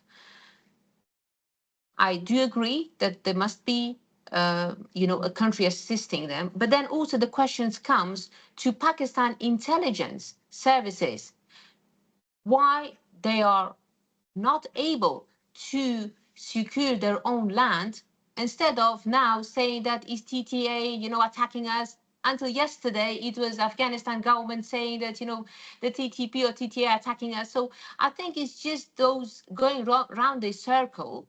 It will be wise for the government of Pakistan to come forward and say that we as a country, as a nuclear power country, we failed we are failing to secure our own country.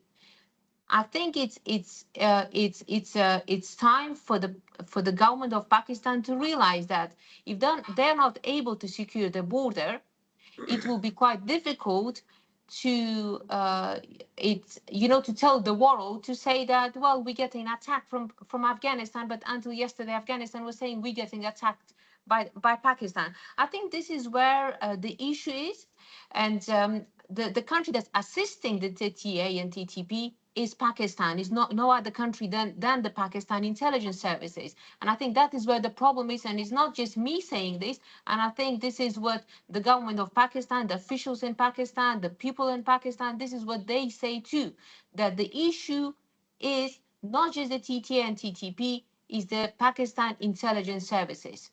Thank you. Thank you. Yes, please, Professor Julian. Okay. Can I say something? Yes, Dr. Khalid. Yeah. So you see, I mean, I assume that this is not a blame game session, and so therefore there's no need to have loud claims and broad assumptions. If someone wants to live in the past, that's their choice. But the thing is that it is not that simple. It's not a linear equation where you would say everyone knows that Pakistan has been supporting the US initially, as well as even, in throughout those 20 years, all the supplies they were through Pakistan. So I would urge strongly that rather than having a blame game, one must have an academic approach, not to make assumptions and blaming, rather digging deep and finding the true causes and the reasons. It's very easy to blame and live in the past, but it would require an analysis of the facts on the ground when the people are losing their lives, when the army, security personnel, and we have got trends in the KPK. And as General Lodi was finding out that why is it that the Chinese are being attacked, we are also among the great power competition. We know that in Balochistan there's urgency. We know that the hostile intelligence agencies, they are playing their role. One would require a particular sort of reading into the academic literature to know that these insurgencies and terrorism incidents, they do not happen without the foreign funding. So the hostile intelligence agencies, they play their part in sort of securing their own interests, or at least to muddling the situation in the belief that that will serve their policy. So if someone thinks that the bleed Pakistan policy will serve the region, I strongly resist and urge that this is not going to help the region at all. But again, just for the sake of brevity, I would suggest that rather than having a blame game and saying that Pakistan is doing this and Pakistan has been doing this, this is a very negative sort of propagation. The security analysts who've been involved in this know that it was a joint work of the US, NATO, Pakistan as a frontline state, and historically Pakistan and this region, the KPK, that is playing the role. That's the reason that I'm saying. But the challenges which are urgent, they require our attention. If we only say that, because for the last 20 years, this is what has happened, we're not going to move forward anytime soon. But the idea is that in the Pakistan where we live in today, we see that in the last 3 years, there have been massive destruction and killing of our soldiers, our police officers. I initially, when one of the speakers was not around, told that the policing is always by consent. It is not meant for the counterinsurgency. But what if a police station somewhere is attacked by the insurgents, and we know that the Tashkils, they are coming from Afghanistan. We know that the actions, they are not being taken against those Tashkils and the TTP.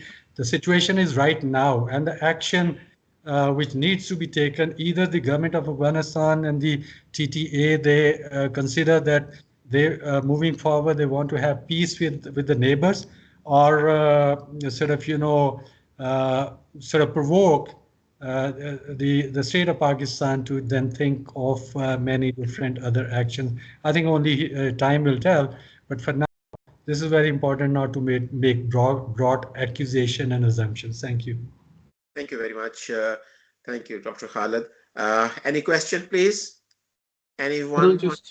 Sorry, Mohammed, can I dive in briefly? And instead, we have a question in the chat, which we'll come to in a moment. But I just wanted to pick up on one of the things that Ali asked just now, and he made the observation that the Taliban have changed and been through periods of change. Okay, fair enough. That's important. Then we, those of us outside of the region, need to understand what the Taliban is now rather than what it was perhaps a few years ago. However, I think that one of the points I was making at the beginning, I'm sorry, Diva, you didn't hear this because you weren't able to come in initially, was that as far as Western public opinion is concerned, which may or may not be an important factor, the issue that has been described today as the women issue is hugely significant. It cannot be underestimated in terms of how people feel about the state of Afghanistan and the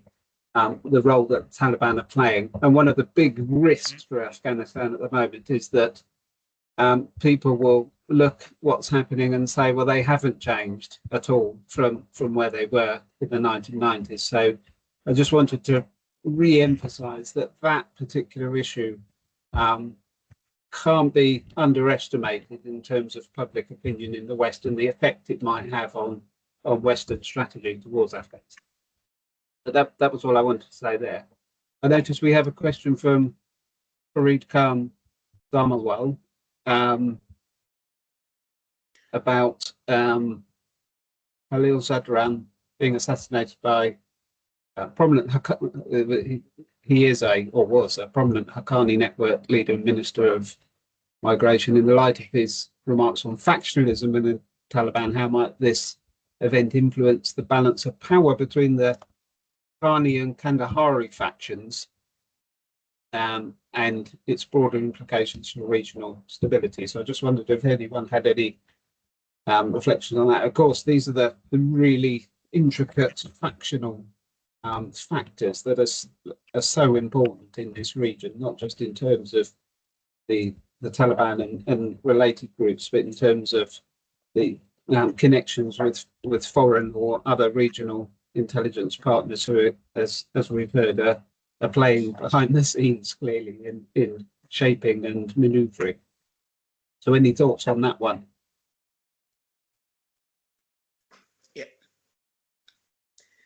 If it's okay, can I take the question on the Taliban changed, or if they have changed, and the Kandaharis and Haqqani Taliban? Just before I answer that,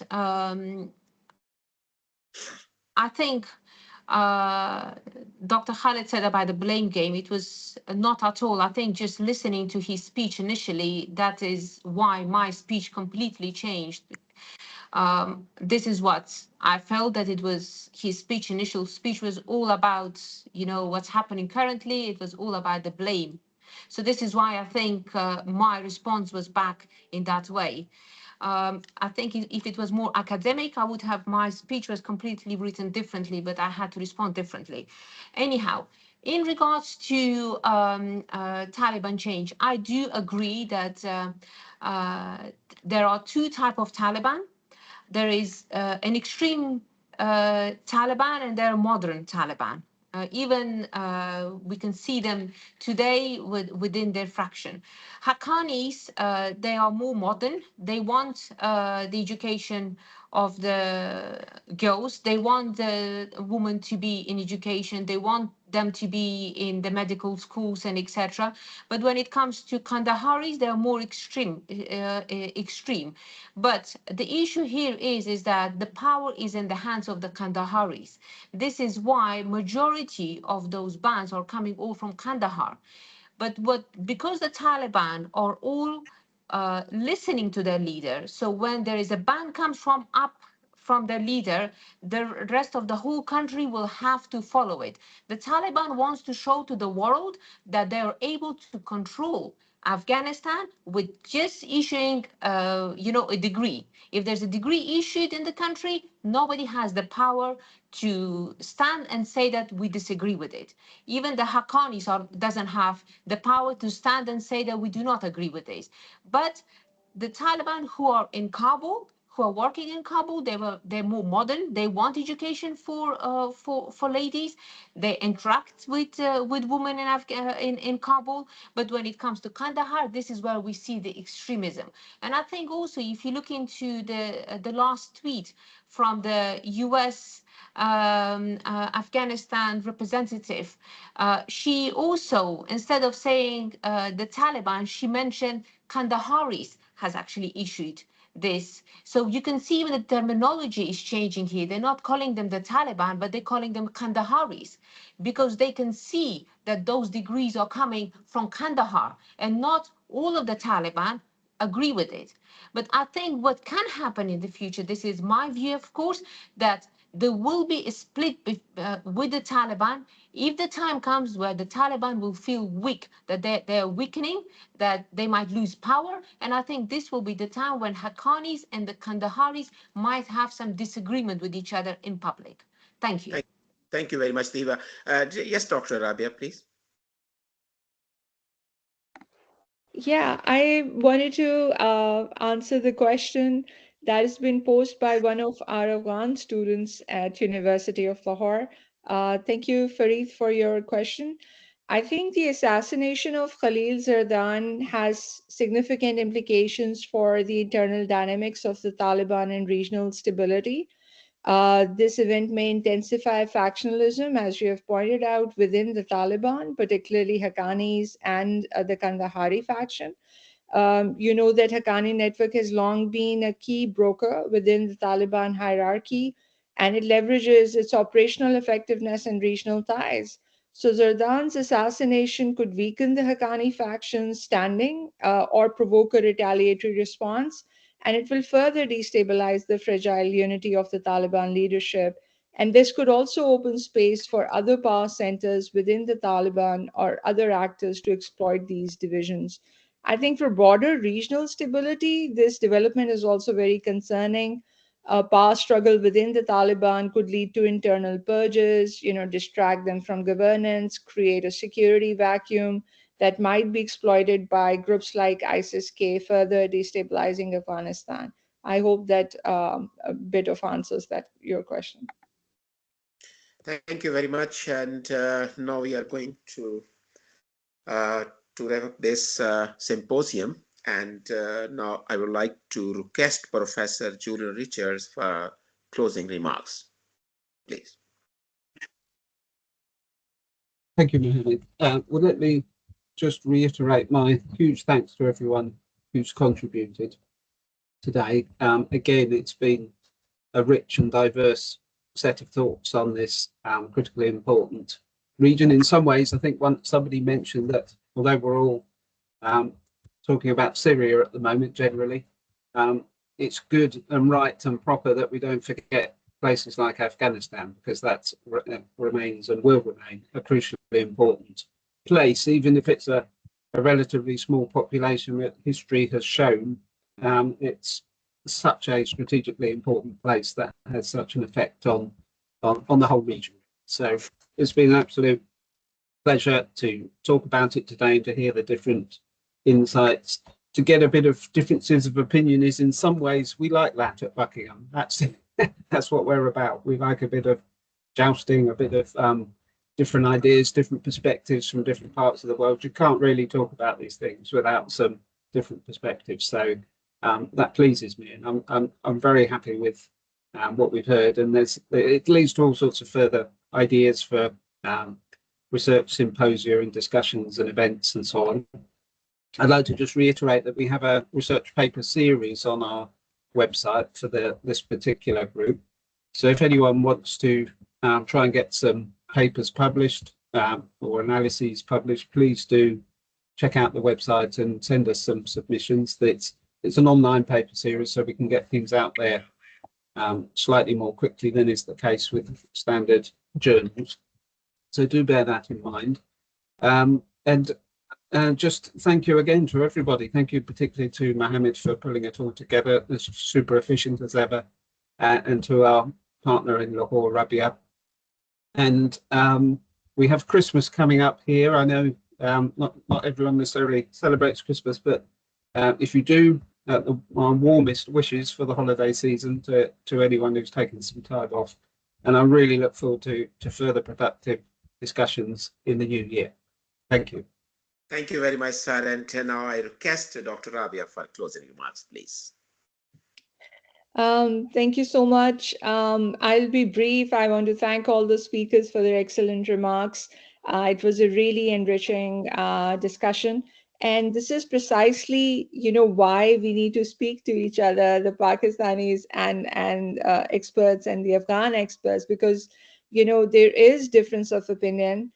Some facts obviously cannot be denied. History and geography are one of them. So we need to bring out these perspectives to have more conversations like these so that we understand each other better. If we don't have platforms like these where we converge and have difference of opinion and looking at facts from different, perspectives, then it will continue to remain a mystery, misunderstanding, misperceptions. So I'm really grateful to you, Professor Julian, for providing us this platform in collaboration with us at University of Lahore. It's really, as somebody who has directed this program at University of Lahore to have Afghan undergraduate students study international relations at our university, I can say with confidence that the stability in Afghanistan will give its talented, passionate, youthful population an ideal opportunity to contribute towards its future development. And with this note, I would like to thank everybody once again. Thank you, Dr. Tahir, for convening all of us together here. Thank you.